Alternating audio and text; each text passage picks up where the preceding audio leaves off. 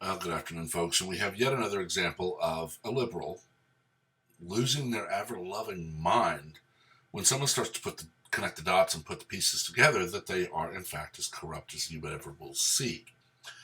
Most recently, it's former Attorney General, self-described Obama's wingman, Eric Holder of Fast and Furious infamy.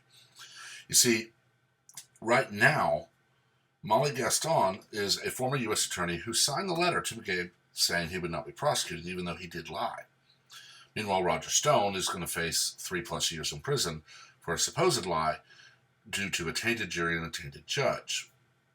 The bad part is we no longer have anyone trying to even hide their disdain for people learning the truth. In a tweet, Eric Holder said, and I quote, "Why don't you shut the hell up? Your bias is showing. I bet you've never been a prosecutor or have any idea how DOJ works. People like you who want to use the justice system for political reasons are both dangerous and ignorant. The case was, like you, an obvious loser." Well, the only thing that I even minimally agree with on this is if an attorney knows that they're going to lose a case, they often will not even try to try the case. If a prosecutor looks at a case and says this is an obvious loser, they're not going to bring a charge.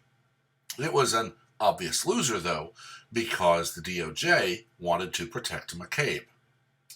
The DOJ wanted to protect all the Obama holdovers that are still running wild in the government so that they could aid in their attempted coup. Eric Holder basically says, "You're learning the truth. Shut up." We have a once DOJ whistleblower, Haney, out in California, that, according to reports, was found dead of self-inflicted gunshot wounds. Meanwhile, his family and friends are saying he was very happy. He would never have taken his own life. He was planning to get married that year, or this year. Yet, it's reported as a suicide. We're seeing more and more every day that the people in power have been there so long, and the people around them who now have good positions have been aided by them for so long that they no longer care if we actually see that they will kill to stay in office. Right now, we actually have another tweet from Paul Sperry that says, "The father of Obama Democrat donating prosecutor who let admitted perjurer Andrew McCabe off the hook happens to be partners with Eric Holder at the D.C. law firm of Covington and Burling." Sperry wrote, "Did the former AG have something to do with McCabe getting off?" Well, how long do you think it will be before Mr. Sperry or anyone else who's pointing out that the person who let McCabe walk works with Holder? How long before he's having problems getting a job?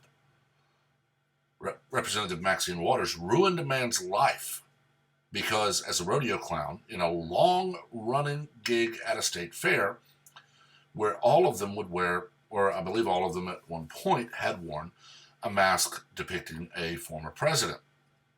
The only one they could find, though, was an Obama mask who was still president at the time. I've talked about this before. If you want to find the bravest, most selfless people on the planet, you look at rodeo clowns, firefighters, EMTs, cops, soldiers. I watched as a rodeo clown who was not even paid. He was a teacher at a high school rodeo in Saginaw, Texas, threw himself between a rodeo rider who'd been bucked off and the bull, breaking ribs in the process to save that young man's life. Yes, they put on stupid little gigs while the bulls were being prepped in between events to entertain.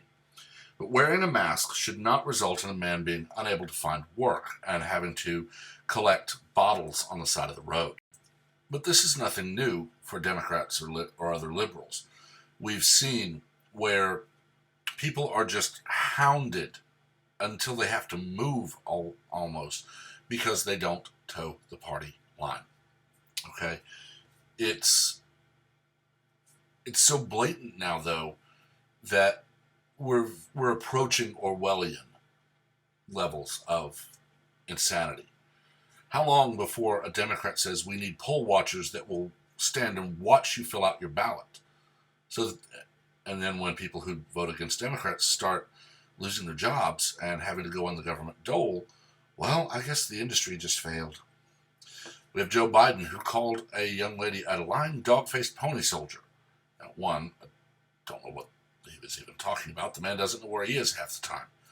But when people ask Democrats about things they don't want to be known, they jump to shut the hell up or insults or ignoring them completely, or they have them removed from the event.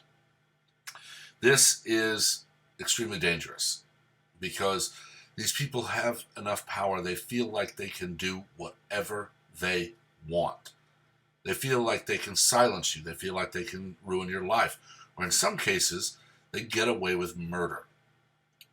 Very famously, Seth Rich was assaulted in an alley.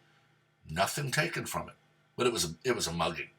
Even though his keys, his laptop, his phone, everything was still on him. Later, there were reports at one point that he was recovering in a hospital.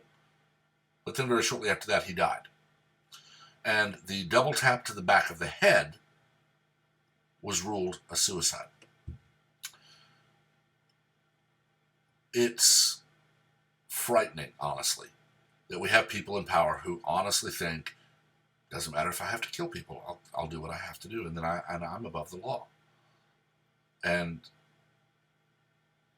I really don't want to think about where that might lead us. Well, thank you guys for watching. I don't do this full time, as I've said it many times, but I'm trying to make a go of it because I feel like that there's an absence of blunt fact in education, journalism, and so many other aspects of the world. And being a historian, being a certified teacher, and just not being able to teach due to circumstances, I feel like this is a good way for me to basically try to impart knowledge. I do right now, mostly I talk about what's going on in the news because that's really a lot, almost all of our daily life is what's going on in politics and in journalism. But there are other topics I bring up that I want to branch out, and having viewers is what makes that possible. I am still a very small channel, but I would like to be a larger one. So please remember to subscribe. Please remember to turn on notifications and like the video so that others will be able to see what's more popular, basically what you want to share to the world. In the meantime, everyone have a wonderful day and a wonderful rest of your week and month, whatever it may be.